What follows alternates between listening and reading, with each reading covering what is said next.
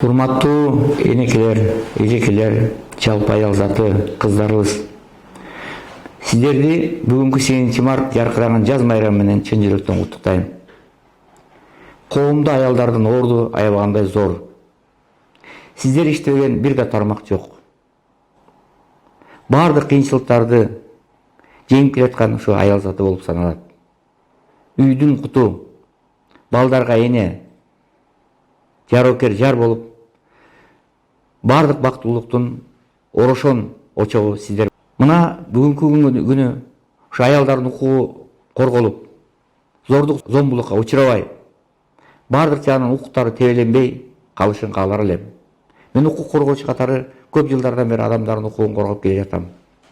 Мына ушул жылдары аялдардын укугу канчалык кепселип жаткандыгын, зордук зомбулукка учурап жаткандыгын, кыйналып жаткандыгын, чет элде мигрант болуп жүргөндүгүн көзүм менен көрүп жүрөм.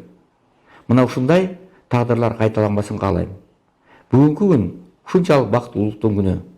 Аялдар болгон үчүн сиздер үйдүн кутун учурбай, бардык жакшылыктардын баарын, бардык бактылуулуктун үрөнүн сээп келе жаткан силерсиздер.